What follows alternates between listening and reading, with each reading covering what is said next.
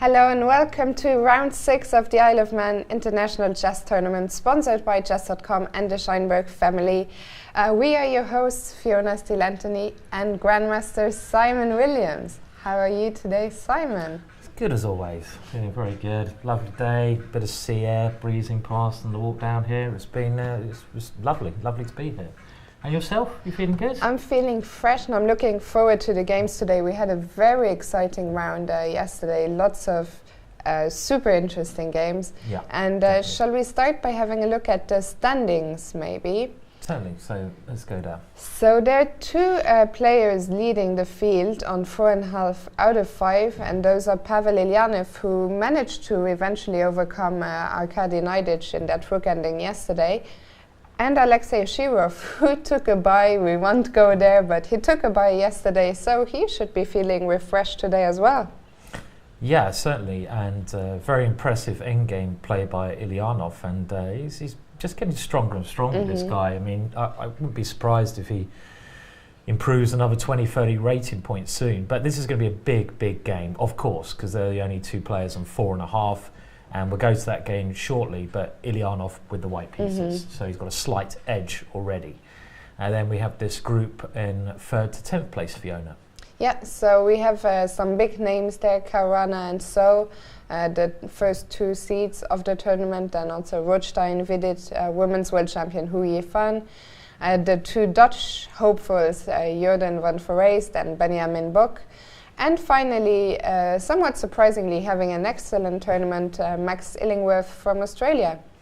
Yeah, Max is, I think, only rated about 2450, and he's up there in this group of 2700. So it's going to be interesting to see how he fares today. But, you know, some great players in that group, and we saw Benjamin Bok play this fantastic game yesterday, and I'll be very interested to see how he fares today. And of course, if you look at the group just below that, we won't mention every name, but there's some very interesting players in that group of 11th to 28th. And they need really to start getting a bit of a roll going in order to try to challenge for the top prizes. But you can see the likes of Adams there, etc. So let's have a quick look at the pairings now before we dive into the action. Yeah.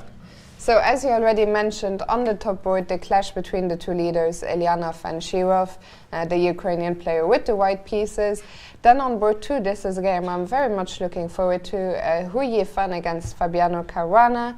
Then Benjamin Bok against Wesley So. I mean, they're all good games in this group, of course. Rothstein against Jordan van Foreest, and Max Illingworth against Vidit.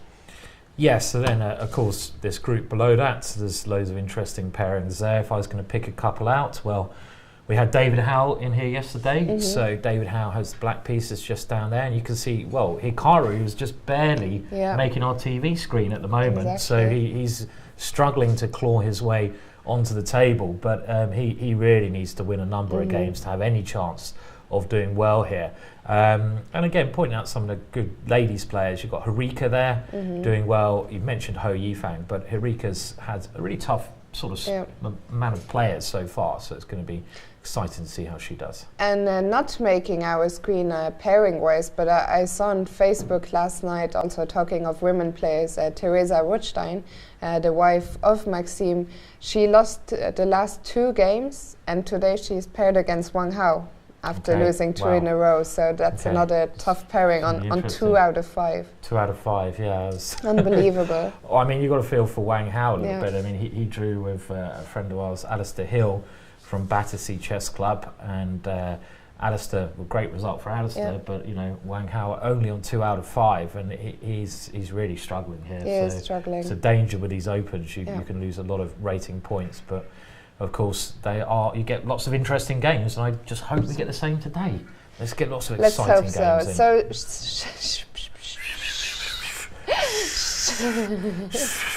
Is that like shh, everyone? Okay. Shirov. Okay, we got there.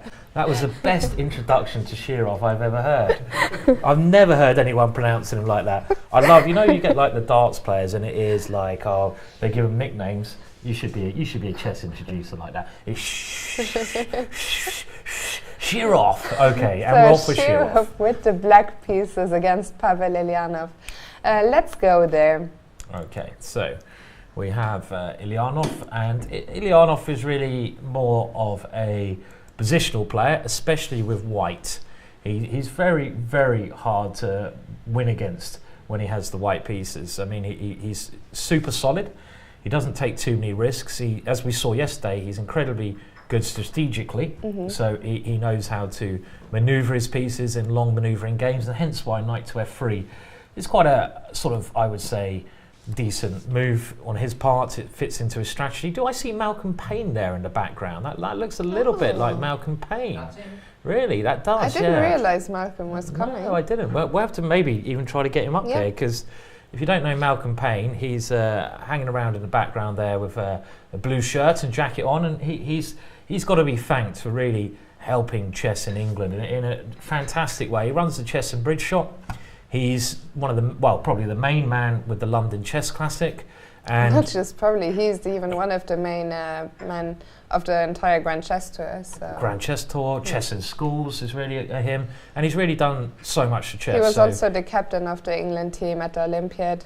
He was, yeah. And there he is, headbutting Niels Grandelius, it looked like. Niels, take that. You know, so, okay, well, that's good to see him here anyway. Okay, so on to the game. So we have knight to f3, and this is a good opening to play if you are boring. No, that's harsh. It's a good opening to play if you want a quiet, positional, slow manoeuvring game. The Reti, d5, g3, so not getting involved in the centre of the board quite yet. And now, how is Alexei going to get some fire on the board here? Well, so far we've seen Alexei play more positional games. He doesn't have to play tactically. He can play other types of games. And look at Knightage. Don't tell me he's done. No, that can't be. Well, he's got Putting his jacket on already. I don't know. Why Knightage can't be done? Well, we'll come to that shortly, but I can't imagine he's done already. No. I mean, that'd be ridiculous. But okay, bishop g4, and this is a decent way to try to develop a piece, and this is one of the more aggressive setups that black can go for. I mean, there's plenty of super solid setups here from black. I mean, knight f6, and then black can sort of go with a fortress structure, you know, c6, bishop f5, e6, and get this kind of pyramid here of pawns. But instead, bishop g4, it is a more aggressive move. This could actually get reasonably interesting. Well, they're playing quickly, bishop g2. And now, I know David Smurden told me a move here. I'm trying to remember what it was. I think David Smurden recommended knight to c6 for me. If you want to try to find a fun way of playing against this rather stodgy system, David Smurden recommended this move with the idea of going e5 quickly. And if d4, you may even be able to play some sack with e5 at some point, or take an f3 and go e5. I do recommend, by the way, David Smurden wrote a very interesting article on chess.com, on his blog on chess.com, which maybe we can give a link to in the chat. And he has a very good blog anyway, check out his blog. But okay, Shirov plays knight d7. This doesn't obstruct the c-pawn, so it's a little bit more positionally minded. And after knight d7, well, we have some more moves. White simply castles, so not giving his setup away quite yet. He's not deciding on whether he's going to go e4 or c4. We actually saw Arkady go c4 and Ho Yifang, Arkady go e4 and Ho Yifang go c4 in this same sort of structure. Knight gf6, so I mean, I'd be tempted to play e5 here, but okay, knight gf6 was played quickly by Alexei, and now h3, so just asking that bishop where it's going to go to. And the normal move here, well, I mean, you can take the knight, but the normal move would be just to retreat it here. Don't give your bishop away quite yet, and see how white's going to continue. And to be honest, white's got three plans here: d4, c4, or d3 and e4. So it's early days. I think we could be in for a long manoeuvring game here, just because white has dictated that with his setup. But you never know with Shirov. Yeah. So let's move on to another game, shall we? Let's go to board 2, where women's world champion Ho Yifang is playing against top seed Fabiano Caruana. Indeed, and well, we've seen this still opening a no lot. Rui Lopez. We've barely had any Rui Lopez's at all. A lot of Italian games. The Italian, which was one of Hu Yifan's main weapons in her match against Maria Musicuk, if I'm not mistaken. Yes, and we've had this opening so many times, haven't we, Fiona? I mean, just like, you know, this setup with Bishop C4. And I think this is going to be the latest trend, just to avoid the rather dull Berlin opening. And now there's two main moves here still. You can go knight to f6, but the other although it's barely seen on the top level, I think. I'm wondering why. I mean, I think the reason why knight to f6 is barely seen, Fiona, is that black is pretty much forced to sack a pawn after this move. If you know, in this position, there is a lot of moves that white can play, but one of the main moves is knight to g5 here. And this is quite a brutal attempt at just ganging up on the f7 square. I can actually see Malcolm lurking outside the commentary room. Is he going to be brave and enter? He knows we're going to attack him if he comes in at some point. Will he just lurk outside, or will he be brave and step through into the door? We'll see. Okay, but knight g5, and I think the reason black doesn't go knight to f6 as much is maybe, I was trying to work this out myself, why don't they go knight f6? And I thought it might be knight g5 when black is forced to go d5. Well, I mean, the Traxler gambit with bishop c5 is a lot of fun here, but it is also unsound.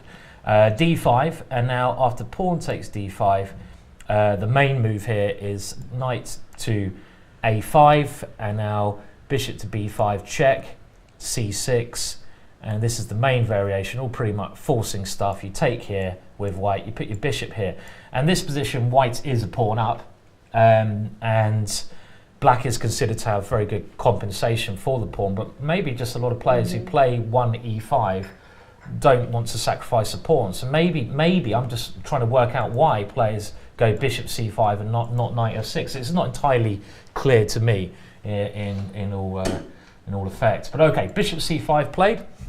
Also, I mean, after knight f6, I think it's just some extra work for black, because if white doesn't go knight g5, it just transposes into bishop c5. Right, okay. So you just have to look at this. Right, so it's just knight g5 that they may have to... Yeah. Okay, so if they don't go knight g5, you get the same kind of position anyway. Yeah. Okay. But with bishop c5, the only thing really you have to be aware of here, if you're going to play this move, in case you're wondering, is the Evans gambit, of course. You should have something in response to this move, because this can lead to very dangerous attacking play. Okay, so white, Ho Yifan goes for the positional approach, and of course we've seen this employed in most games. Knight to f6, and now d3, so just guarding that pawn, d6, c3, and we discussed this numerous times.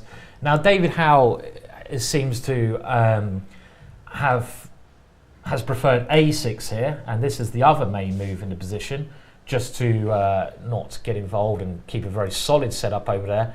You really need to keep this bishop in this position for black. You don't want to lose this bishop. This can be a great piece later on, especially when it moves back to a7 and white goes d4. You need to attack that d4 pawn. But the other very logical move is just a5. This is obviously extremely normal move with the same idea, except you stop b4. The only slight downside of this move is that you lose a bit of control of the b5 square, which a6 doesn't lose. But again, it's the same idea. And now rook to e1. I see actually quite a good question in the chat. Desert Storm Carl. Hello, Desert Storm Carl. That's a good name. And he's asking in the chat, the Rui Lopez is getting very popular with GMs. If so, why? I mean, okay, I mean, it always has been an extremely popular opening. He's not asking, he's saying, is the Rui Lopez really getting popular? Yeah, I mean, it always has been the Rui Lopez 1e5 as an answer to 1e4. The main two moves are 1e5 or 1c5. e5, just for those of you who want to know, leads to longer games where you have more manoeuvring, and generally c5 leads to more double-edged attacking games. So you've got to pick an opening that suits your style, really. You play 1e5, do you, Fiona? I do, yeah. Yeah, you should probably be a Sicilian player, shouldn't you, with your aggressive style? I don't know.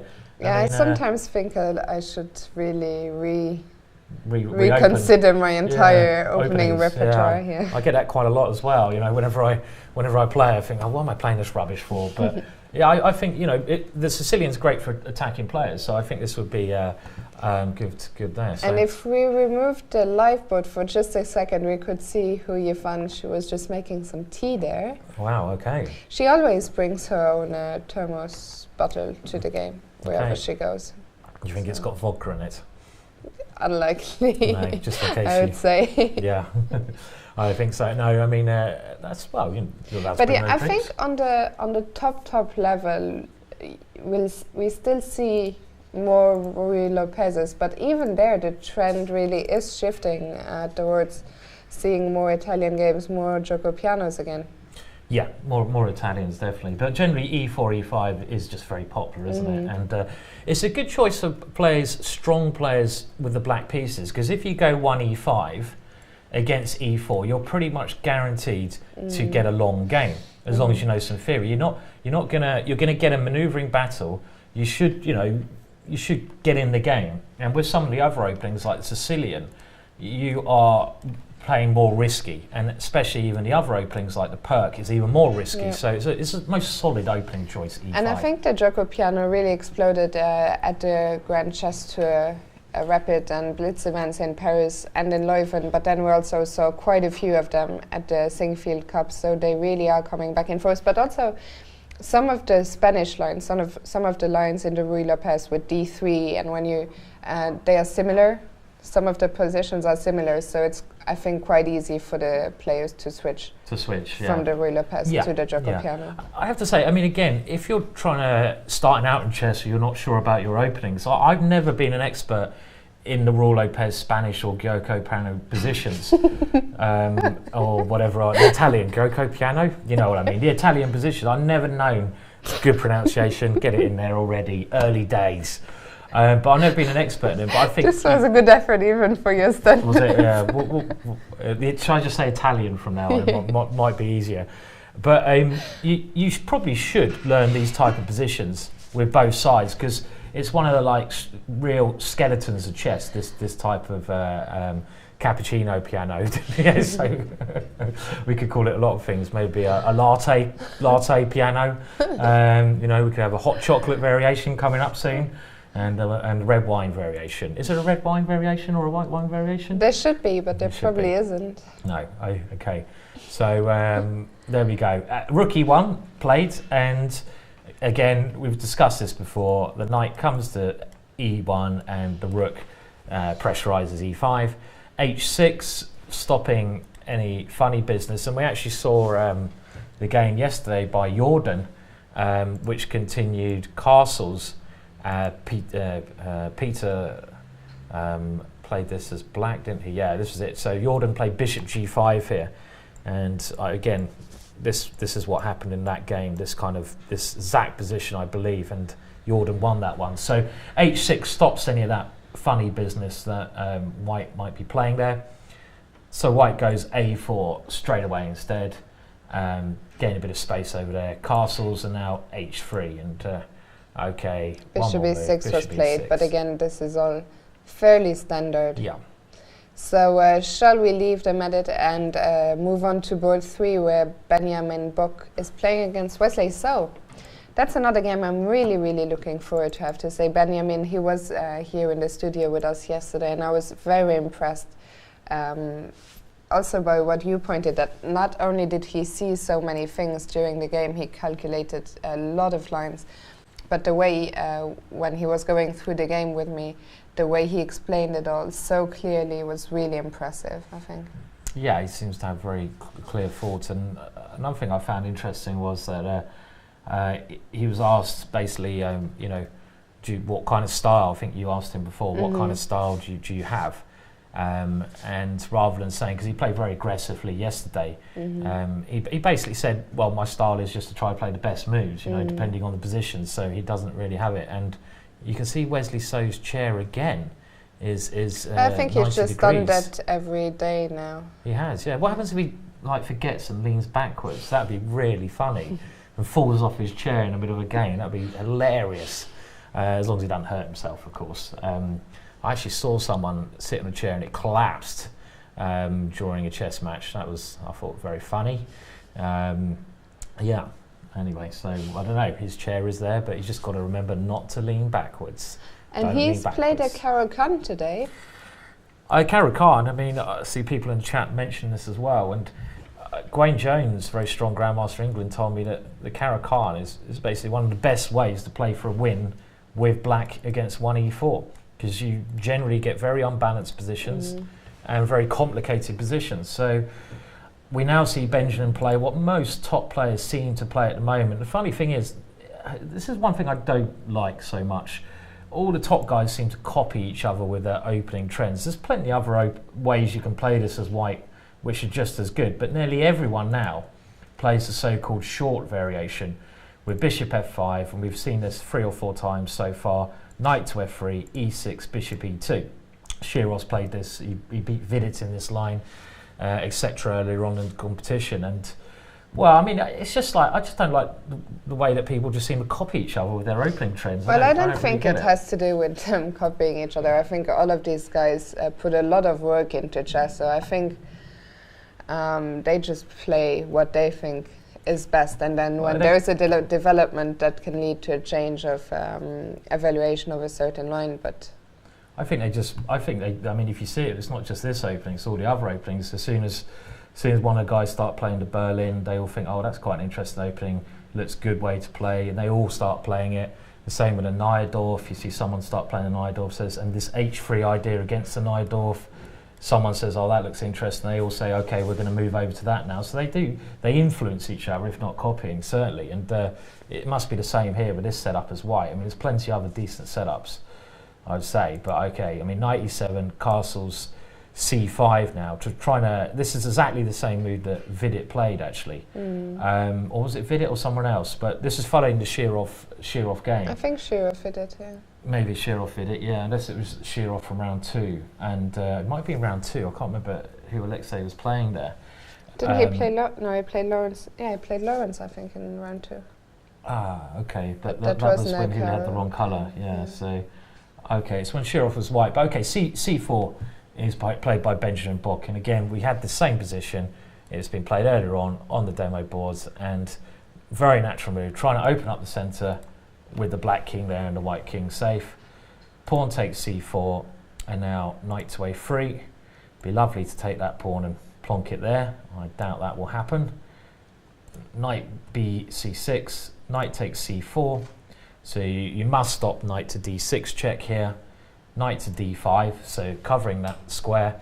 And of course the knight gets a nice square in the centre of the board there. Nice square on d5.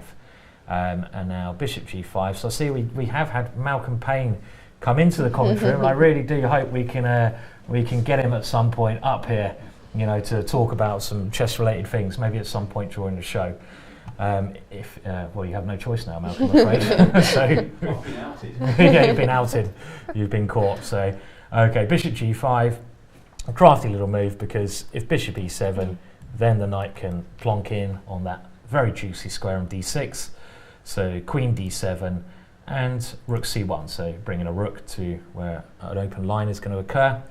h6, now the bishop has come back to e3, and we just get up to date with the current position, because it must all be theory, this. Yeah, I was just having a look at the clock times, and Wesley has been playing incredibly quickly again. He's up to 1:45, so up 5 minutes on the clock from where he started. He plays so quickly, doesn't he? Yeah, I mean, he really does. When he knows his theory, he doesn't try to hide it. You know, a lot of people, I've actually, on the very rare occasions, I've had something prepared. You know, if I prepare, you pretend. I pretend sometimes, because I thought, well, you know, if I spend a minute or two making my moves, they might not guess. If I start banging out the moves automatically, they're going to know I've got something up my sleeve. So then they play something else, and it's all a waste of time anyway. So okay, knight to a3, a6, and well, okay. So now there goes a pawn. D takes c5. And bishop to e7 played by Wesley. So this is the current position. So Benjamin has grabbed that pawn. He has gone a pawn up, this pawn, but Wesley about to castle here. and I expect he's going to have very good compensation. I'm just trying to work out what his next sort of plan will be here. Of course, this knight on d5, fantastic piece with some ideas of capturing on e3, doing more damage to the pawn structure. But I suppose it's quite hard for white to now bring this knight on a3 into the game as well, because if you ever go knight c2, you lose control of your c5 pawn, so knight takes e3 will happen. So Benjamin's got to come up with some decent plan here. I don't know, Fiona, maybe something with knight d4 looks quite tempting here, potentially. Can we play knight d4 immediately? That's what I'd like to play, yeah. I do maybe lose a pawn back here on e5, but try to get some compensation in return. Also, what about that knight on a3?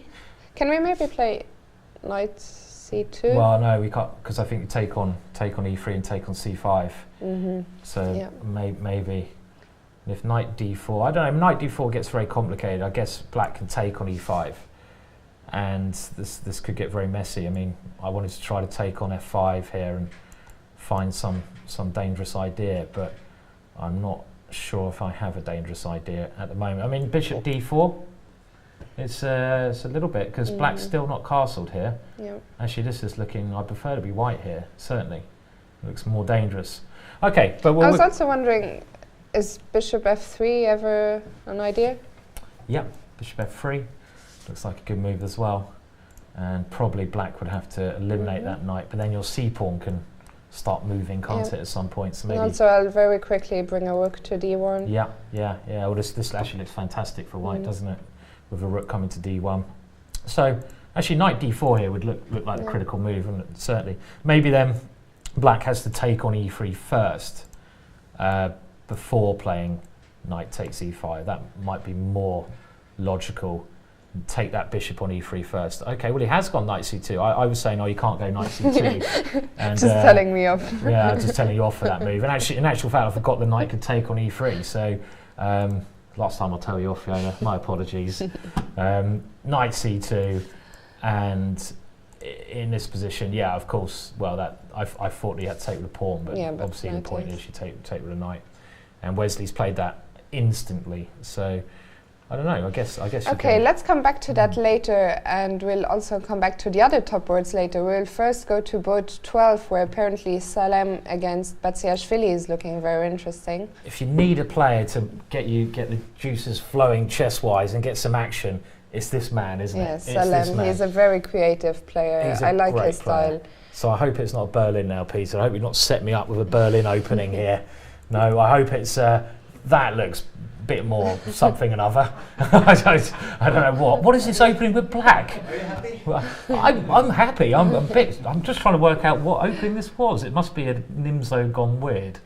Okay. So let's rewind a few moves. Let's go from the start, shall we? So it must. Yeah. Okay. So and of course, Salem's opponent Nino, very strong women's player. And okay, so let's these two players are in the group of 3.5. 3.5. So they need to get some wins on the board to challenge. So e6, knight c3, and we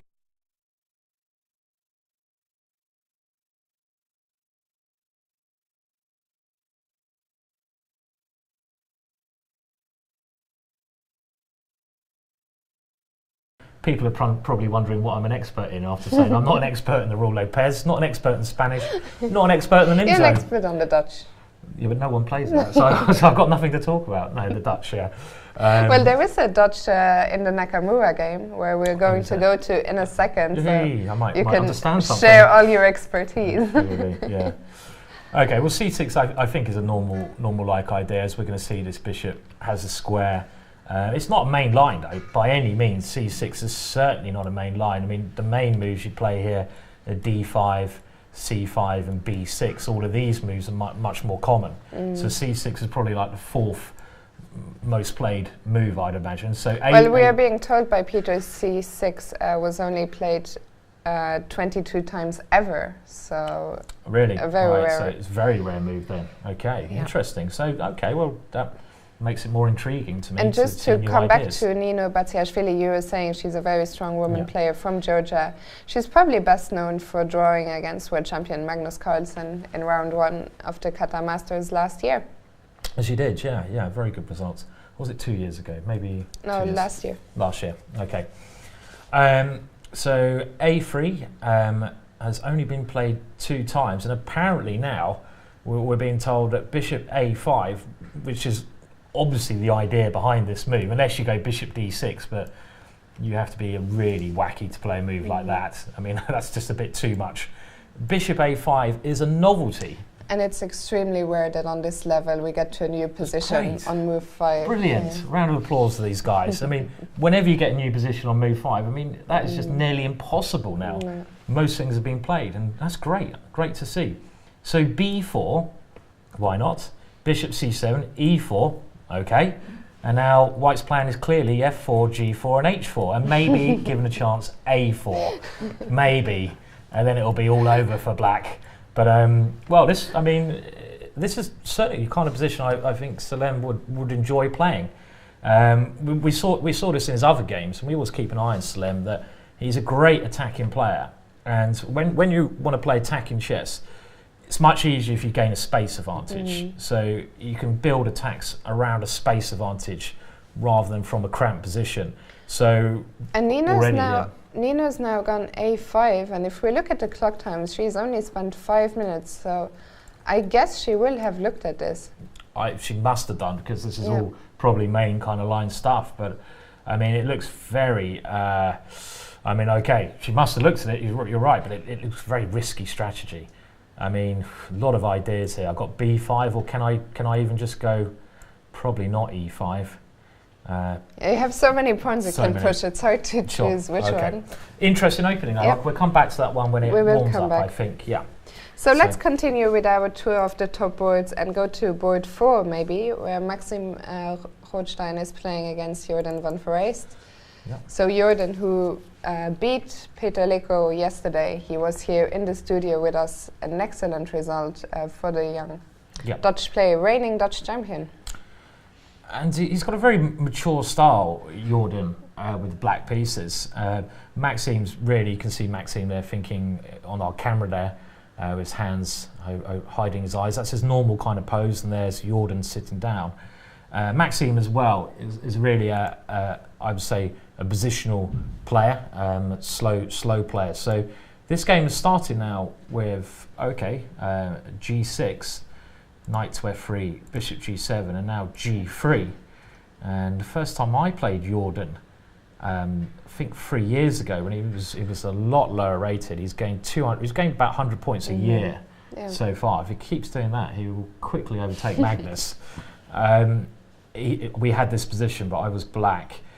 B6 now, so that's quite a intriguing way of meeting this opening, because you know this variation, I think it's a Panoff variation against the King's Indian defence, is a good way for White to play if White doesn't want to get involved with the normal King's Indian positions where you go E4 and you allow Black a lot of counter-attacking chances. This is a very safe way to play. So it's a good strategy to frustrate Black, I think, because Black often doesn't enjoy playing against this if you're King's Indian players. So, but B6 is a very rare move, extremely rare option in this position. Bishop G2, and now Bishop B7. So double fianchetto variation here, and. Okay, so castles, Queen C2, and White is probably trying to play E4 at some situation here. E6, Knight C3, and now Jordan takes a stake in the centre, D5. Knight to E5, so trying to get pressure against that D5 pawn. And now Knight D7. So, what do we think about this one? You've probably noticed that I always go very quiet when we have a pawn opening, because I'm not a D4 player, and as Black, as soon as I see my opponents play d4, c4, or knight f3, I'm like, not damn your it. cup of tea. What do you actually do against d4 then yourself? What, you don't have an opening against d4, one of the main moves in chess.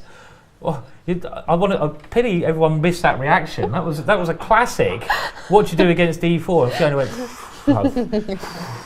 I don't know. I don't have an opening against the main move in chess. One of the main moves which pretty much 50% of every chess player plays. So you don't have an opening against d4? I used to always play the Queen's Gambit Decline, but I think it really doesn't suit my style. No. It leads to... Do you know a good opening that would suit your style? Yeah. Probably the King's Indian. I was thinking that, but I've never played that. Warm. Keep trying. The Dutch? Yes! How did you say the King's Indian first? The Dutch. I could actually give you I could give you a very good price on the DVD, and I could give you cheap lessons. I thought so. Yeah, that's what I thought. Cheap lessons. Yeah. Okay. Yeah.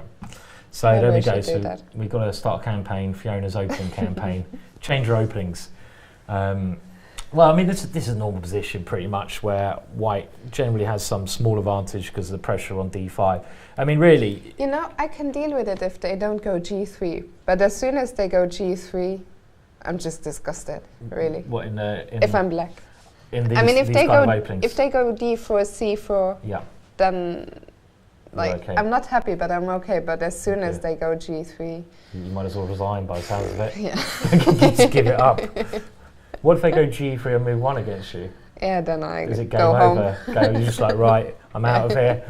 Right, you're giving away a lot of secrets here, Fiona. So if anyone plays Fiona, you know what to do. 1 g3 and she will blow. And you'll see that. And Peter is pointing out, indeed, I'm not very happy with Boris Avrok for the book. The excellent series he published, but yeah. In all not seriousness, quite my cup of tea. In all seriousness, the Dutch is a great way to get an interesting position against his g3 lines. Now, I've been trying recently to just get f5, play f5 in any kind of position. I did play one of the, I think you saw my game at the Olympiad. I tried to just push f5, g5. And well, did, yeah. You got some good little attacking games there. You actually missed a good chance to get the Chinese #2 player, didn't you? Well, she's not just Chinese #2, she was world #2 at the time. But yeah. Anyway, back to the games from the tournament. Sure. I mean, very quickly, just to sum up this position, the reason why white's got a slight advantage in these structures normally is because of these bishops and the pawn on d5. Because this pawn on d5 is, well, it can't move because you win the bishop on b7 and white attacks this pawn. So white can try to pressurize this pawn, attack this pawn, eventually try to win that pawn. But black's setup is very solid as well. I mean, normally in these positions, you will see... What's that bishop doing? I don't know, my hand's got a bit funky there. You can make some cool little patterns. Shall I just try to make a little, no, okay, I'm getting carried away now. This is the manoeuvre that Fiona has used in some of her Olympiad games, and she makes a smiley face there. So anyway, that's a bit weird. Okay, but yeah, we'll move on to another game so I can get rid of that. And Peter was just telling us that a friend of his used to play 1 f5 against anything. Okay. So shall we just show that game? Definitely. I've seen this actually. An Icelandic guy I know, quite a strong player, used to play f5 as well sometimes in real games. I mean, I would say against d4, maybe we'll go to Hikaru's game shortly, but against e4, f5 is probably a bit dubious. And Peter's saying that after pawn takes f5, now black plays king f7. I've actually noticed there's a similar line in the King's Gambit, and the point is you try to encourage white to go queen h5 check, and then you go g6, pawn takes this, and then you go king here. And actually, I was helping Magnus for his World Championship preparation just last week, and we spent a good couple of days studying this position. We came to the conclusion that black has good compensation, and probably Karyakin would not go into this particular line, but we will wait and see. The match is coming up soon. This is actually quite interesting. I mean, the idea is if you get some position like this where you're 2 pawns down, you get all these open lines, and it's still a load of rubbish, but it's interesting rubbish. But the reason why this is, this opening has some similarities with king f7. It comes from a King's Gambit line, which is e5, and now in this position, pawn f4, pawn takes here, and now king f2 here, which is a better version of it. because you tempt this check here. And this line, you give up more pawns, because you go pawn takes here, king g2, queen takes here, knight here. And after they take here, you've given up like 4 pawns. But actually, in this position, you get fantastic compensation, because you get some, knight here coming, and this line's quite interesting. So, but this is for the real maverick people out there. We won't see this in this tournament. Oh well, I'll be absolutely. I mean, we'd be focusing on one game only. We wouldn't look at any other games. I mean, I think we can safely say if we saw either of those openings being played, we're both stripped naked for the rest of the commentary. Do you think people want to actually? I'm not sure about me. I think that would be a bit scary, but sort of no. We can safely say that anyway. So that's on the demo boards, top level, not someone down the bottom who's now going to try. I'm a bit worried. We have some friends in the tournament who, if they heard about this, let's keep that very quiet. Just in case. The last time we commentate here, so. Right, let's move on to board 5. And board 5, that's the last group, the last pair of players on 4 out of 5, and that's Max Illingworth and Vidit. Sure, so this is a very tough pairing for Max Illingworth, just trying to find his, here we go, but he has white pieces, and theoretically speaking, Max Illingworth is incredibly good, but so is Vidit. These guys are both young theory players who know a serious amount of theory. I'll whiz through the moves here because they've already played 17 moves, and it looks like just from the current position, which you can see, I can guess the opening. Do you know what opening this is down on the bottom screen? I bet you that's a Shrezhnikov. Must be a Shrezhnikov, or Shrezhnikov, as Mr. Bond says. And it is a Shrezhnikov with e5, and you can tell certain positions lead to certain pawn structures.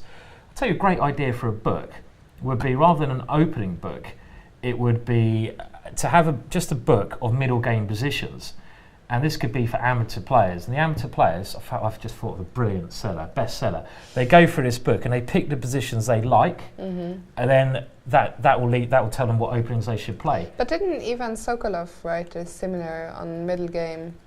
He wrote a book on middle game pawn. Well, he did a DVD for us on middle game pawn structures, but that was just on pawn structure. Similar, I guess. Yeah, but that'd be quite useful, I think, because a lot of people knowing the openings don't have a clue what the opening is going to lead to and what positions it will lead to. So, if you reverse that and look at the positions you like, I think that would make more sense. But okay, so let's just go quickly through the opening moves, because Peter is informing us that after the position on the board, after 17 knight g6, there are still 10 games in the database. So all very theoretical here. Yeah, so this is, one thing I should actually note, after b5 here, white has 2 choices. We saw knight d5 being played earlier on by Elizabeth Patz against Ilyanov. The other move that black can play here is bishop takes f6, and this leads to more dynamic positions, because now black generally, should take with a g-pawn, which looks horrible strategically. I mean, I've said this before about this opening. Strategically, black is pretty much lost. But the idea of this move is to punch with a move like f5. And this is exactly what black does in this opening. You try to get very active play with this pawn mass. So bishop d3, bishop e6, castles, and now bishop takes d5. So you get rid of this knight. You have to move your knight back, and rook e1, bishop g7, rook b1. So that's just over defending b2 in case of b4, e4, castles, c4. White is going to probably try to play on the queen side, try to get c5 in, get a past d pawn at some point. And Peter is informing us that this position seems to be played almost only by players whose surnames end in Enko, because the players who have, most prominent players who have played this are Moisenko, Rogozenko, and Oleksienko. I like that. It certainly should be the Enko variation. The Enko variation. So Moisenko, Rogozenko. These guys are all very good theoreticians, and knight g6 looks like such an obvious move. I mean, why don't more people play this move, knight g6? And this is, I guess, offering a pawn sacrifice, but the knight is trying to come to a good square, and it opens up the queen to join in on the possible attack on the king side. I'd imagine Vidit has studied this in some detail. This position. Just talking of Rogozenko, if you're interested in the Sveshnikov, he has written a very good book on that. So Dorian Rogozenko, that is. Yeah. Well, this is going to be interesting. I mean, we could speak about it a little bit. Let's see what happens if White grabs this pawn here and goes, I'm assuming Black should take back, Bishop takes b5. Well, I mean, you could go Bishop takes b2 here if you want to try to win your pawn back immediately with Rook takes a3. But I don't think I'd even probably bother doing that. I quite like that Bishop for an attack later on. If I was Black here, maybe I'd just start going, way, and just throw that one in there for a start. That looks like a good attempt. And Bishop e5 and just have some fun over on the king side. It might not be enough, but it could be very dangerous. And it could be Black, the player, attacking here. So probably a good opening choice from Vidit, who clearly would want to win this game against a lower rated player. But Max, of course, is a very good player as well. So again, a Sveshnikov there. Going to be interesting. Another game absolutely. we'll come to. Can we have a look at a Dutch now, Fiona? 1 second. First, we'll go to your pick to win the tournament. England's #1, Mickey Adams, and Has he played a Dutch? I'm afraid. Well, he's white, so he couldn't play the Dutch. Played reverse Dutch, f4. Okay, let's. So Mickey is white against Abhijit Gupta. We haven't seen so many of Abhijit's games in this tournament yet, but he's another very strong player, of course. He is indeed, yeah. He's a very strong Indian player, and we now have the French defence. Okay, we have the Tarish French with knight d2. Now c5. There's 2 moves against knight d2. Black can play in this French defence position. The move I've always played is knight f6 because you tend to get more dynamic positions. The move played by Gupta c5 was Korchnoy's favourite move. Look at the World Championship match, Karpov versus Korchnoy. It was one of these ones which went on forever, and they had many battles in this, and Korchnoy held the position from Black very well. So that's where you should go to understand this move. I've never liked it though, because I've always thought White should be able to gain a small advantage reasonably easily. Let's have a look. Taken on d5, Queen takes d5. Mickey just plays it very simply, takes on c5, and we have already a very stable pawn structure here.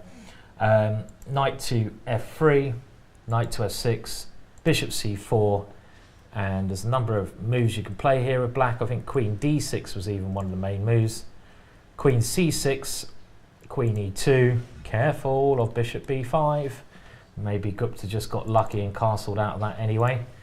And now knight b3, trying to get the bishop in the game. White's saying I have better development, so that's one of my advantages in this opening.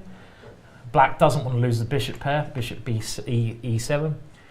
Mickey develops his bishop to f4, a6, getting ready to go b5 and bishop b7, I'm assuming. That would be the best square for that light square bishop. Castles. I mean, maybe someone like Richard Rapport, someone like Shirov would have played castles queenside here. I don't know if Shirov still plays aggressively as he used to. He's a bit older now, and people tend to... The question is it aggressive or is it too dangerous here? Looks like a normal... I'm sure it'd be perfectly okay. I mean, Black's so badly developed here, there's no problem with this. I mean, Judith Pogar, again, used to play in this way often in these Tarish positions. I mean, you go b5, I go bishop here, and I can really start throwing my pawns. I mean, it's just... I think it's just another way of playing, depending on style. I really think it just depends on your style, and Mickey's style is not to play as crazily as that, so he castles kingside. b5, bishop d3, queen b6, so the knight can be brought into play. And now a typical move when your opponent plays a move like b5, and a move that wouldn't be as strong if you castled queenside, a4, chipping away at that pawn structure, trying to create a weakness. Black plays knight d5, attacking the bishop on f4, and now Mickey's got to decide what the best course of action is here. And well, I guess he will want to keep the bishop, so where does the bishop go to? Well, I'm assuming bishop g3. If I go to e5, I get hit by some knight move at some point. Maybe. I mean, I'm just saying bishop d2 is also maybe another option, isn't it? I don't know if it's better on g3 or on d2. Let's say g3. One of these just for now. And we've got to consider how black will deal with this threat to his b pawn now. Because the problem is, if black ever takes on a4, then you give yourself a really weak a pawn there, and rook may even go woohoo over there. And if you push that pawn, well, Mickey will flick in an a5, and now the b4 pawn is a little bit stranded and it's a bit uncomfortable for black. So it's a bit hard to deal with that pawn. So okay, again, early days, French defence. We'll come back to this game so later let's go to your beloved Dutch, and that is in the game between Elizabeth Pates and Hikaru Nakamura. So I expect most players don't play the kind of Dutch I play. They play the Leningrad Dutch, and it is the Leningrad Dutch. Okay, so we have f5 being played by Hikaru. Now, the way I always play this, to be honest, is with e6 first, because we saw in earlier rounds. Because of the bishop g5. Yeah, line. I don't like that line. This bishop g5. I mean, it's probably okay for black, but it's just quite annoying. So we saw this in the game between one of the Indian players and Caruana. Yeah. Do you know the O'Grady gambit? No. We have a friend called Gary O'Grady, and Gary O'Grady once here, I think he was actually black, but his opponent now came up with one of the most astonishing ideas ever. And his opponent was only probably about 1400 strength. And I was watching the game, and I played the Dutch all my life, and I thought, that's just absolutely bonkers idea. He played e4, the so-called Staunton gambit. I bet no one's seen this idea. Well, not the idea I'm about to say in a minute. This is Staunton gambit. Pawn takes e4. Now, the normal Staunton gambit here is knight to c3, named after Staunton, of course, surprisingly enough. And this leads to quite interesting play, very aggressive game. Now, Gary's opponent once went queen h5 check here, probably realising he was playing Gary.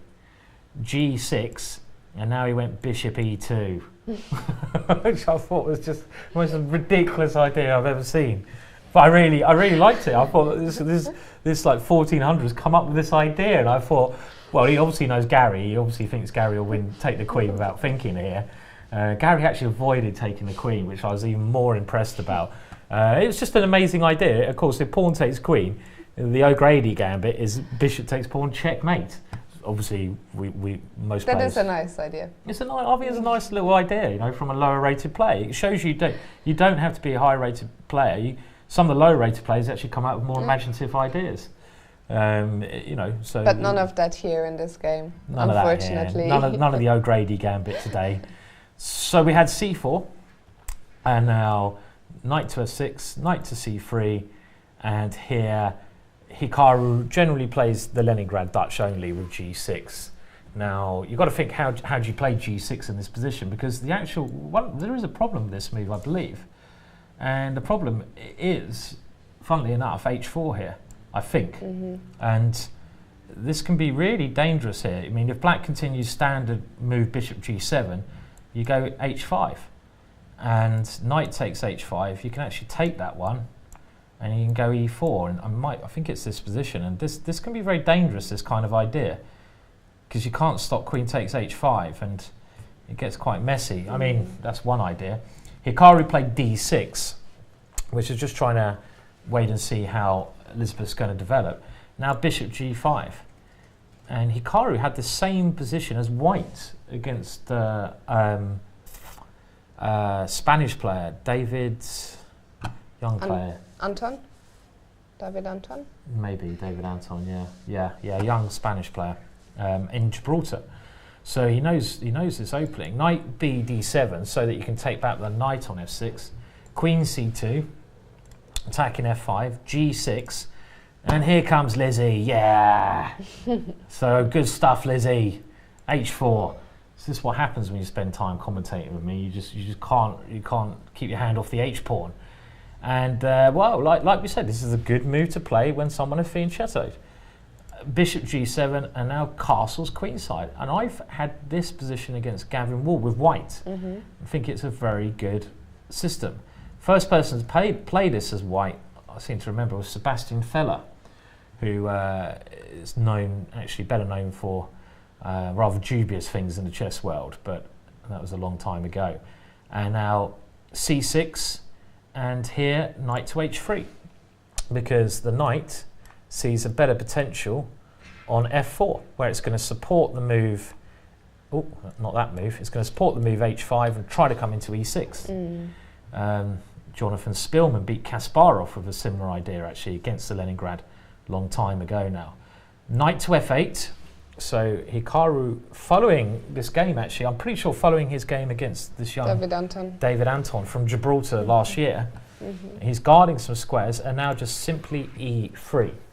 And I mean, Hikaru now played queen a5. Queen a5, okay. And bishop e2. Bishop e2. I mean, I wouldn't want to play this way with black.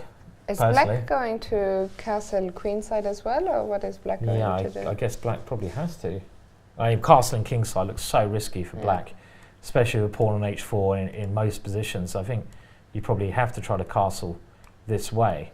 But I don't know. I mean, I quite like white's position, I'd say, here. You know, I bet it's early days, and maybe Hikaru's just picking a rather unusual opening because Elizabeth is a very good player, and he thinks if he gets her out of her comfort zone, he's probably got better chances to beat her, you know, in playing a rather strange way.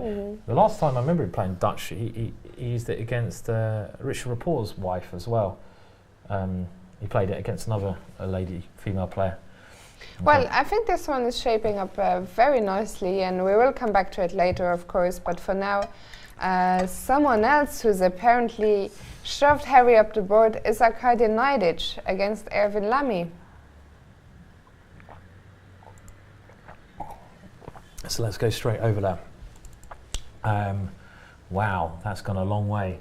So what is happening here? Okay, well, we have to look at the opening. Start with an English, and you don't normally shove Harry up the board against this setup. I've always thought this is a great setup to play against the English. Magnus Carlsen destroyed Svidler in the same way. And there we see the players sitting just besides Mickey and Abhijit. So Arkady now hidden by Mickey, but there we see Erwin. And this is really like a Dutch opening now. And the one bit of advice I would give you, if you're going to play the Dutch with e5 as well, then the move I always worry about white playing is d4. I always try to stop that move, but having a knight on c6 stops white from playing d4. So if you're going to play the Dutch and you're going to play e5, e5's a move you want to play often. Just watch out for white striking with d4. a3 stops the bishop b4. An error here is actually going to be d3. Well, not really an error, but it does allow bishop b4. Now you can't play knight d5, which is your main answer to bishop b4 is knight d5. And after a3, black just goes g6 because now the bishop doesn't look as logical on b4.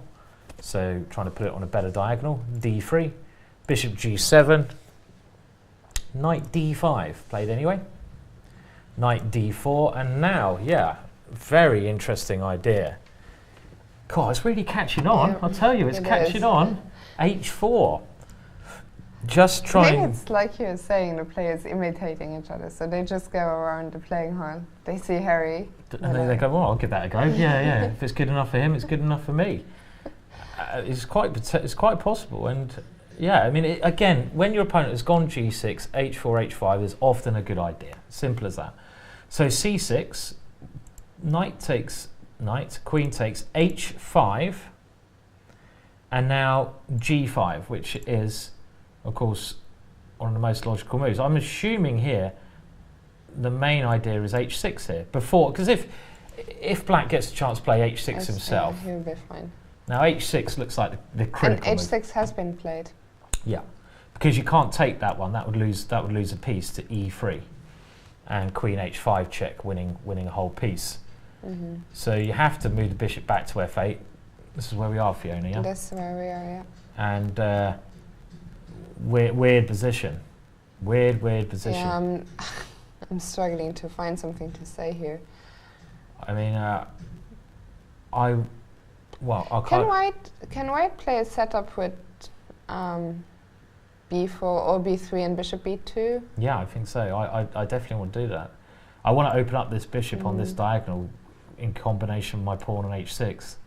Do I go e3 first? I mean, I'll maybe kick that guy away. Let's go e3, because that guy has to go back to e6. Or is it a girl? Is the knight a guy or a girl? What do you reckon? I always thought the knight's more of a girl than a guy. I've never thought of this one. Just the way it like dances about the board. More of a ballet kind of dancer. More elegant. More elegant.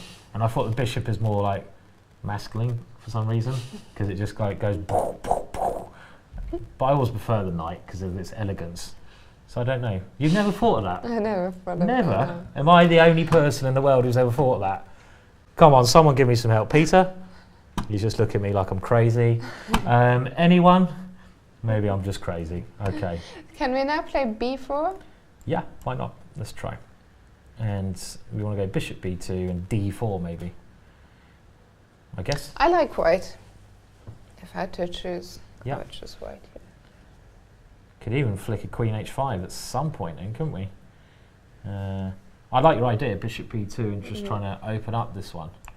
And then f4. Maybe f4 and d4 and stuff like this, and get them rolling. Yeah. Yeah. Okay. Well, it's a very interesting idea. This h4, very, you know, it's catching on. h4. I mean, really unique way of playing the position. So good stuff. And again, this actually, I think someone mentioned this in the chat. I don't know, can't really read all of that, but someone was saying computer engines, I don't think would ever recommend a move like h4. And it's another thing I've got to suggest to lower rated players: turn your computers off and try to work out the whys and not the evaluation. Why did that move been played? Why? To Peter Leko, who has the black pieces against the Chinese player Lu. So if we can find that. Okay. We're both searching. Oh, here we go. He's got white actually. Ah, he's got white. Yeah, that's why we're struggling. Yeah. And okay, we'll very quickly go through this another French defence. We're seeing French quite a lot as well, resurgence. And the classical French now. So this is not the winner, the classical French with knight f6, e5, f4, c5, knight f3, knight c6. We've seen this lots of times before. Black attacks d4, white defends d4, a6. Now I think Lou lost against Ilianov with bishop e7 in an earlier round. Now a6 is a move I play a lot. Now queen d2, now well, I say a lot, I've played it at least 2 times. And the move I've played here, I've normally captured on d4, and after knight takes d4, gone bishop c5. This is the way I've played this before. Trying to wait for castling, and if castles, I think I played this bishop takes. I go bishop takes because I want to go b5, and I don't want to allow knight takes here. And this gives you some chances on the queen side. Black goes b5 anyway, so takes on c5, bishop takes c5. So in actual fact, this looks like a very sensible way to play. Bishop d3, and now I'm just asking myself, why is d4 not possible? Fiona, why is d4 not possible? If I can't solve anything, I'll pass it over. Why does that win a piece? Because I have something to do bishop e4 probably, but I'm just working out why, because that's one move you have to be very careful about, is that horrible fork. So why is that not possible? Maybe it's knight takes. Maybe it's knight takes d4. And if, for example, knight takes d4, bishop to e4, I guess. Does that look right? Yeah. And if bishop takes? And if bishop takes d4, then we can capture once. Yeah, do the same thing, I hope, this way around. Just get rid of the bishops and attack the rook, attack the knight. And but what if black takes on c? I've taken c2. I guess I just go queen takes, and this is that's fine. Yeah. very good. So okay, just want to make sure there. Right, so queen b6 played, and now bishop f2, h6. Yeah, you've got to be careful of some nasty tricks here. I mean, you might be at a castle, but you are asking for trouble. Something happening here. So okay, h6 is a safety first move, and castles, a3, and now a mysterious rook move. And that mysterious rook move is rook a7. I guess this rook is just coming over to c7. And then the bishop is going to b7. b7, and maybe the other rook there.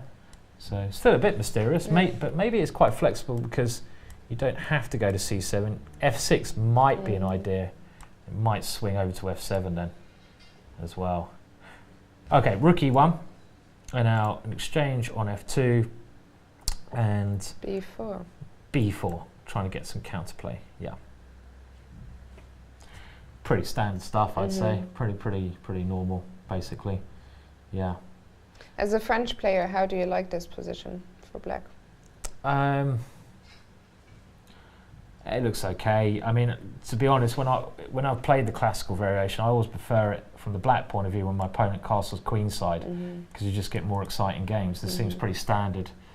For when white castles kingside, you get this kind of thing where white is hoping to get some small advantage, but you know, this b4 looks like a very good way to try and get something. Yeah, create something over there. So not much going on at the moment.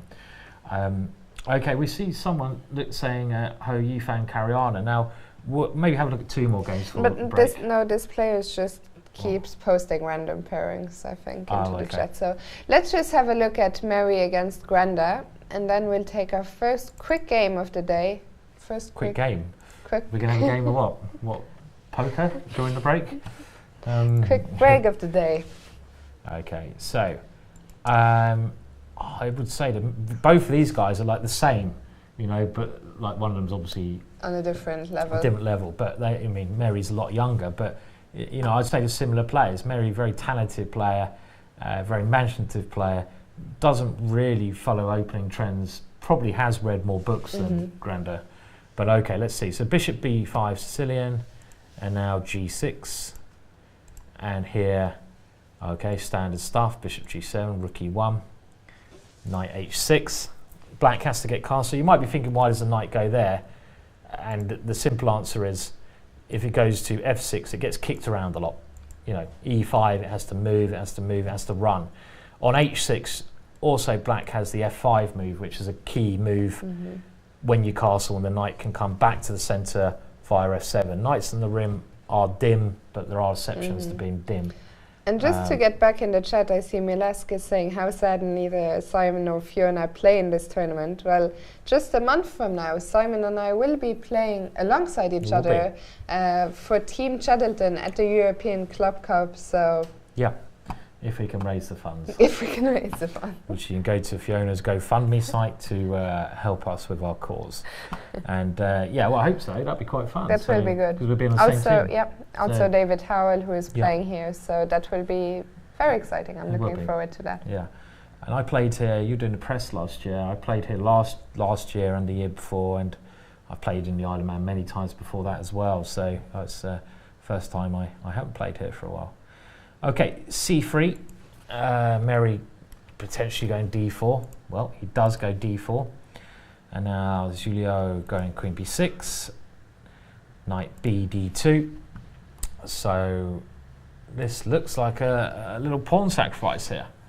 Pawn takes d4, pawn takes d4, and now this is a very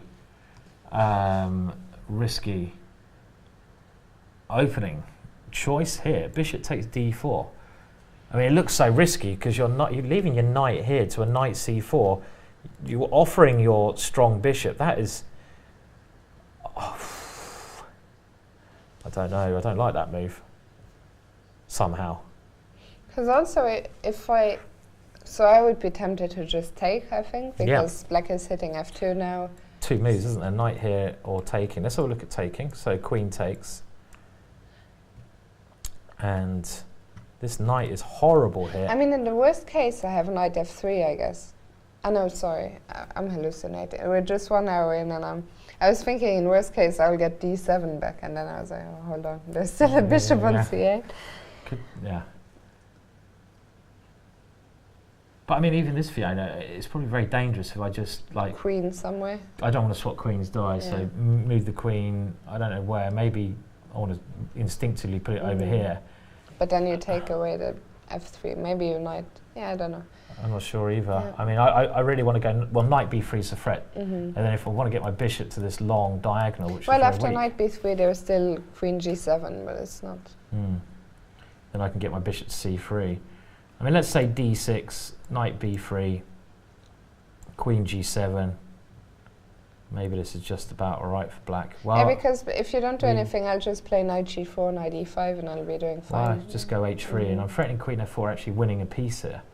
Okay, can I go f5? f5.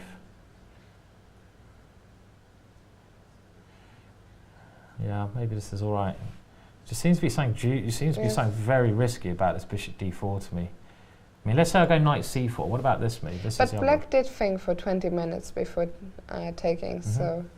And if I go knight c4, you have to go bishop takes f2. Otherwise, you lose a piece. Now I go king to h1. This is also a key variation here. Attack your queen. You have to move your queen. So if I go to c5, you want to go. I'm wondering what happens if I just take your knight. So let's just go bishop takes h6, for example. Okay, I'll take on e1. Take on e1. This is so risky for black. I'm struggling to keep count of the pieces. I know, but this is so risky for black to play this. I mean, I've seen Julio lose occasionally very quickly by doing something like this. I mean, I don't know, do I take the bishop and take the rook? Do I take the rook? Do I move my knight? Don't know. I just don't know here. Yeah, but I mean, I think I'll come out on top. Well, you'd be a pawn up if if I just take here. Yeah, I'll take your knight. You take here, I take here, you but take I'm here. 2 pawns up. 2 pawns up, but is your king here is still quite weak. Queen h4 is typical move, knight g5. I mean, this is probably all right for you, but it just looks... I don't know, I'll just play h5. That simple? Yeah. I don't know, but really? Because I will have time. I think here I'm completely fine. I don't think you have anything. Queen g5.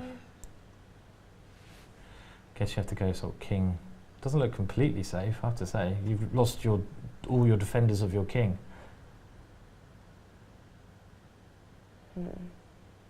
Maybe it's okay, but it looks a bit scary. A little bit scary. You can maybe go king g7. I don't know. Yeah, but then you'll take on e7. No? And queen e6. Try to give a pawn back to. Okay. Yeah, okay. It's not. I don't know. I kind of instinctively feel that there's something very fishy about this bishop takes d4 move. I'm not entirely sure what it is yet, but we can maybe wait and see what Alan comes up with. Okay, so we will let Alan think about this, and we are going to go on our first quick break of the day. Meanwhile, if you want to chat to us once we're back, you can do so in the chat on chess.com, so chess.com/TV, or you can tweet at us, use hashtag IOMChess. So I hope you enjoyed this first part of the show, and we'll be back very shortly with a lot more action. Yeah. See you soon.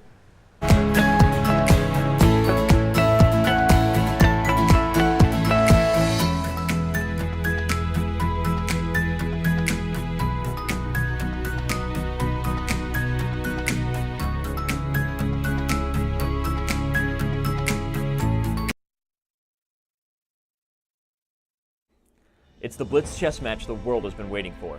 Hikaru Nakamura versus Magnus Carlsen. The Grandmaster Blitz Battle Championship reaches its thrilling conclusion on October 27th, where after 6 months of epic online battles, the 2 pre-tournament favorites find themselves as the last 2 men standing.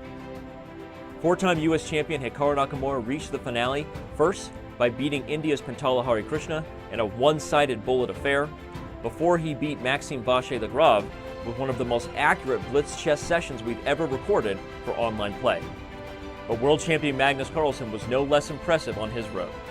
First, beating qualified GM Tigran Petrosian with a dominant and record-setting 21-4 score, before destroying reigning World Blitz champion Sasha Grishik in the bullet chess games, perhaps sending a message to Nakamura that their bullet games will not be a one-sided affair.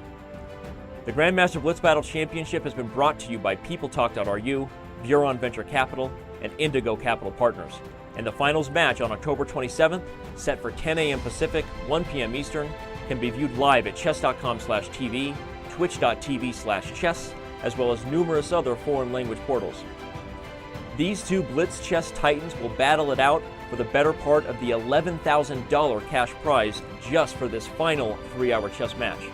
With the entire world watching, the only question left is, who do you think will win? I wouldn't dare consider myself a Manxman. I'm what here is called a stopover.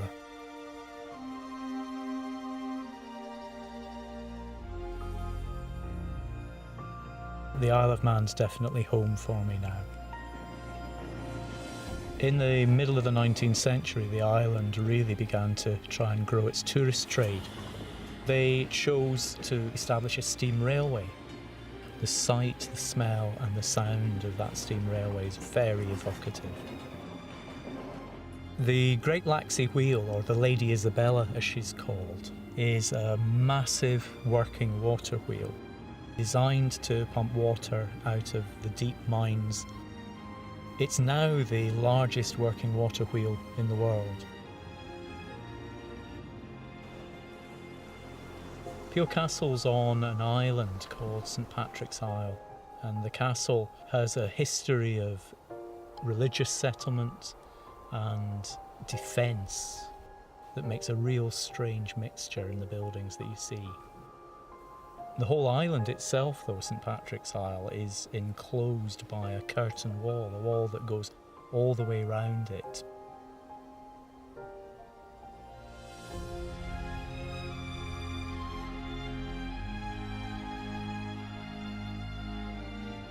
What's special to me about the island is it's all sorts of different places in one.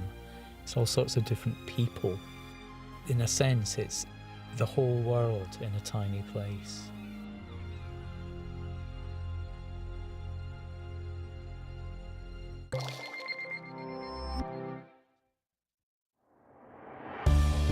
Chess.com is about playing. At any moment, there are thousands of people from around the world playing on Chess.com. So whether you're a total beginner or a grandmaster, you'll find a game quickly with someone at your level.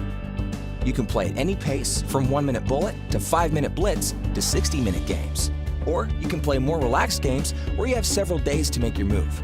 There are tournaments starting every few minutes, or you can play against our customizable coaching computer. Chess.com is for learning. Chess isn't just about playing, it's about getting better. Chess.com puts the best training tools at your fingertips. Sharpen your game with over 50,000 tactics puzzles. Improve your strategy with training videos by top grandmasters. Get instant feedback after your games with real-time computer analysis. Regardless of where you're at now, you can take your game to the next level. Chess.com is for sharing. Join the community where you can discuss chess ideas in the forums and follow the latest chess news. Or join a club with friends and play in a league against other clubs. You can find all this in your browser at home and at work, or on the go with your phone or tablet. Signing up is free and easy. So what are you waiting for? Enjoy your game.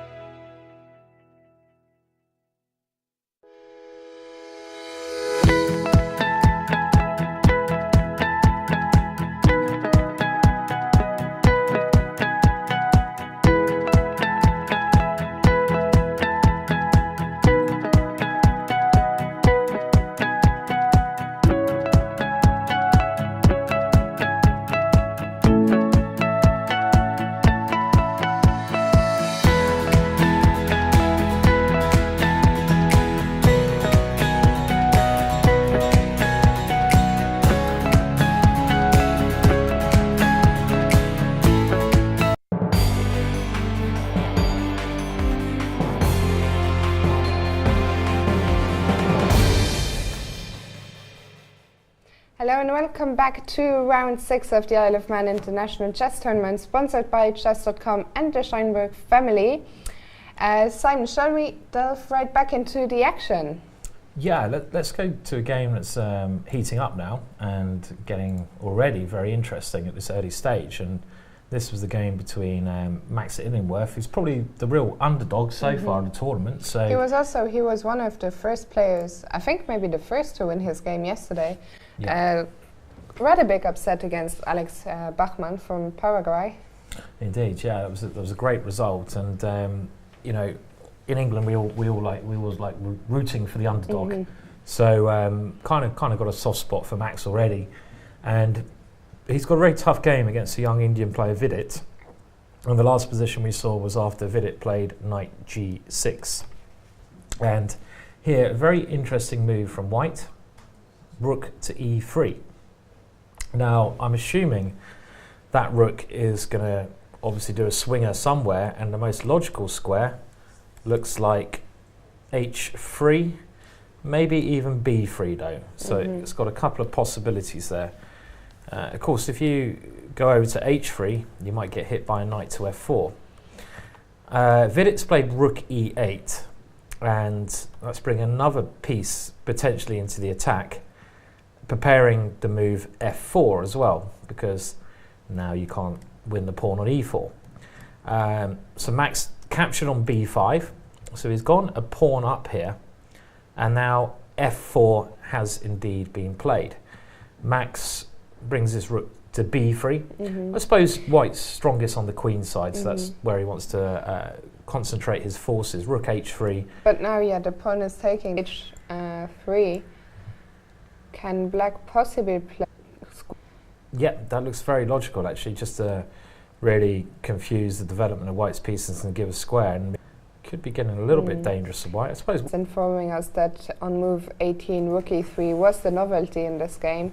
Right. And that around that point, and he's gone for this maneuver. It was certainly a possibility, but instead he stuck with move, because we could have a race situation building up here. This piece is ready. Call here would always be e3. This is a normal move to try and make some headway against the White king. I mean, you can try to open it up by taking on f2, and you just on king a little bit. So each capture a little bit, attack the rook would be just to let White capture, or first of all a move like queen g5. Just because the queen's looking quite handy over there, is not 4. There is a threat here, knight takes g2 and maybe f3. Although I could still defend with queen f1. Yeah, maybe there's a knight f3 check, but then probably good defensive unit here. So there's a lot to think about for Vidit here. How does he continue? I think e3 at some stage looks the most natural. This, you know, what queen g5, maybe is there a way for Black to take on f2? Yep. Actually, bishop to that square, and then knight c2 diagonal Fiona somehow to c5 or a7, just queen to c7. Queen c7 diagonal. Well, maybe the king just comes back now, you know, and I think the White king's safe there. I think Black needs something quite quick here. You know what I think about this position is that at the moment I quite like White, but I feel it's the sort of position that it has found some amazing plan, and I'm suddenly changed my mind completely. So I mean, even rook e3 here is scary looking. I don't know. But are you really threatening something if I just go back king g1? No, that's king g1 is a good move. Yeah, so I probably Vidit should take on b5, because all these lines are not quite working. Maybe, I mean, just you know, only be one pawn down and keep an initiative for later on. Let's move on anyway, because that's going to be clearly exciting.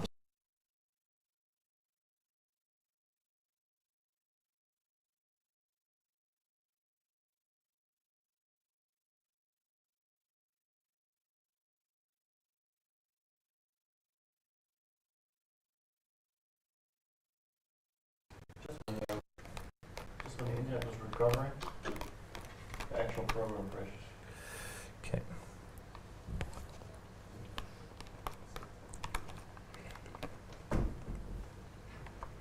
Okay, we're back.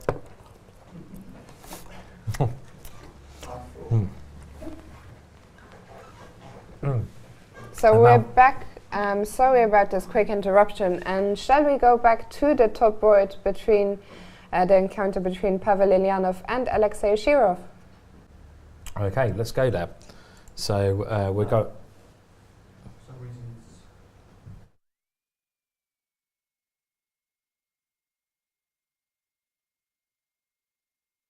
Bonking a little bit. So each capture, a little attack the rook may be just to let white capture, or first of all, a move like Queen G5, just because the Queen's looking quite handy over there, is not 4. There is a threat here. Knight takes G2 and maybe F3. Although I could still defend with Queen F1. Yeah, maybe there's a Knight F3 check, but then probably good defensive unit here. So there's a lot to think about for Vidit here. How does he continue? I think E3 at some stage looks the most natural. This, what Queen G5, maybe is there a way for Black to take on F2? Yep. Actually, the bishop to that square, and then Knight C2, diagonal Fiona somehow to C5 or A7, just Queen to C7. Queen C7, diagonal. Well, maybe the king just comes back now, and I think the white king's safe there. I think Black needs something quite quick here. You know what I think about this position is that at the moment I quite like white, but I feel it's the sort of position that it has found some amazing plan, and I'm suddenly changed my mind completely. So I mean, even Rook E3 here is scary looking. I don't know. but are you really threatening something if I just go back King G1? No, that's King G1 is a good move. Yeah, so I probably Vidit should take on B5 because all these lines are not quite working. Maybe I mean just only be one pawn down and keep an initiative for later on. Let's move on anyway because that's going to be clearly exciting.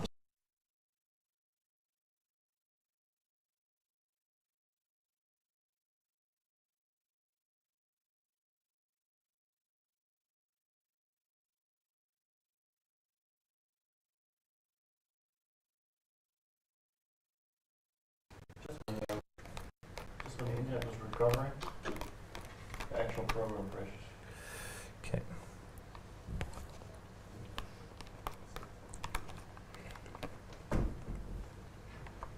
Okay, we're back.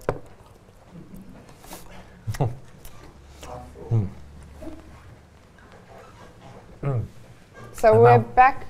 Sorry about this quick interruption. And shall we go back to the top board between the encounter between Pavel Ilyanov and Alexei Shirov?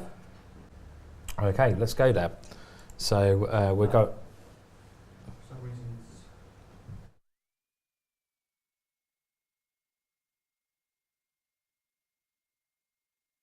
like white, but I feel it's the sort of position that it has found some amazing plan, and I'm suddenly changed my mind completely. So I mean, even Rook E3 here is scary looking. I don't know. but are you really threatening something if I just go back King G1? No, that's King G1 is a good move.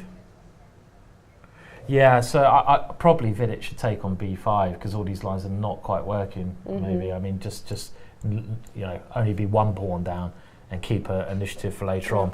Let's move on anyway because that's going to be clearly exciting.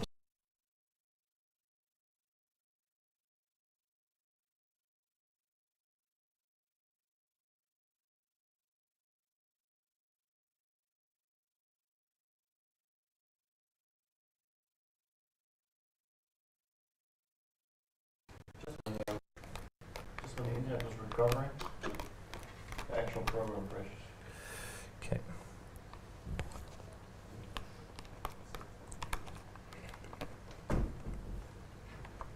Okay, we're back.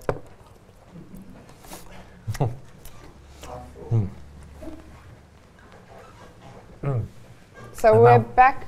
Sorry about this quick interruption. And shall we go back to the top board between the encounter between Pavel Ilyanov and Alexei Shirov? Okay, let's go there. So we'll go.